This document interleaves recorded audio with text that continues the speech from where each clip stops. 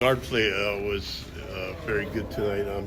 Was that something that you thought that would be able to exploit, especially so? Or? Well, we've got good guards. Of course. I mean, we got good guards that compete on both ends of the floor. I thought they did a really good job defensively against bigger guards, and they were trying to post them up. And one of the things that we talked about offensively is attacking the basket through post and penetration. I felt like our guards could get to the rim anytime that they wanted to, and really put a lot of pressure on the rim, and they were able to do that. Hubert, one thing that you emphasize a lot is with the pace, the defense and the rebounding kind of dictating that pace, getting those stops and things like that. How did you see, particularly in that second half, how did you see the defense dictating the pace and allowing you guys to get out in transition? Well, I felt like defensively, there was a couple things. One, we were able to get steals and deflections. I can't remember how many turnovers we forced, but we were able to get our hands on a lot of balls and deflections that allow us to get out in transition. Two, we held them to 2 second chance points in the second half as opposed to 12 in the first half. So that allowed us to be able to get out in transition as well. It's the first game all year we've been out rebounding, so I'm not happy with that. But I felt like the way that we reacted and responded in the second half in terms of defensively and finishing the possession with the rebound, I thought was much better, especially second chance opportunities in the second half. You mentioned those second chance opportunities. In that first half, what do you think was kind of giving you guys trouble? I know 32 was getting a lot of rebounds. What do you think was kind of giving you guys trouble in that aspect? Their size and their will and their want to. And I told the guys at halftime, and I said, you're just not going to be able to move me off of this. It has nothing to do about physical size in terms of rebounding and loose balls. It has everything to do with the size of your heart. So it just is what it is. They were more aggressive in the first half, and they were tougher. And we had to respond in the second half, and we were able to do that. I think they got back to 6 for a little bit there. And what did you guys do to adjust at that point?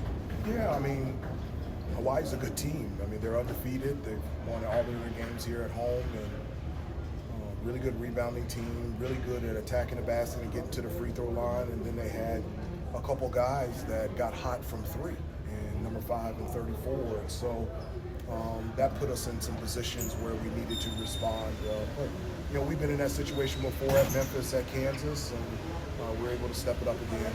Hubert, Elliots' ability, obviously, to finish over bigger dudes is something we talked about. But He's elite. It is. But maybe the way he's able to not get out of control on some of those drives where he's moving so fast and making so many different moves. I mean, no, he's in control. He's in control of his body. Does a really good job. You know, he's strong too, so he can take a hit and still stay on balance in the air and be able to finish.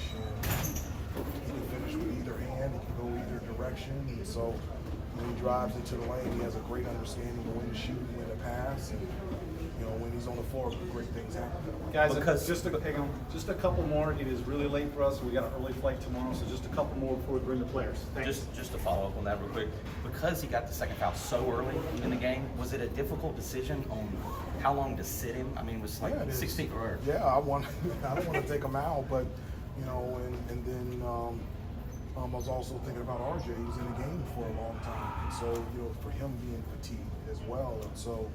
That's a great thing about our team. We have so many multiple playmakers, and so Seth can run the show, Drake can run the show, Ian can, and so we're able to do that until we're able to get Elliott back in the game, not a part of the first half, and then play the rest of the second half. A couple more. How about dealing with the zone? What were the issues with the zone? No, it was no issues. I mean, they had only played 3 possessions of zone all year, and but we were prepared for it. And I thought our set plays against the zone got us really good looks and shots. Once we started attacking the middle, getting the ball below free throw line, extending, attacking the basket, that's when we were able to get some shots and get fouled and get to the free throw line. So I thought we responded really well to a team that normally doesn't play zone. Starting to see some fire from Cade Tyson. That was it seems great. like on some of those finishes. Yeah, that one he finished, and then I felt like he was talking a little bit of junk, which I like because he's showing emotion. Yeah. And the toughness that he showed in the second half, not just making moves and scoring, but I felt like he was really good defensively. I was really proud of him. How about you this game show the importance of Elliott, how the game went when he was sitting on the bench in the first half and how it went when he's back in the game? Well, I wouldn't connect it to Elliott being on the bench. I would connect it to Hawaii playing really well. They're a good basketball team. They were on their home floor and they made a run. They had guys being able to step up. 32 is a beast down on the block, and you know him getting second chance opportunities. We had to double team every time he threw the ball in the post. We just didn't feel like we could guard him one-on-one. So give credit to Hawaii, terrific, extremely well coached, and they're going to have a fantastic season.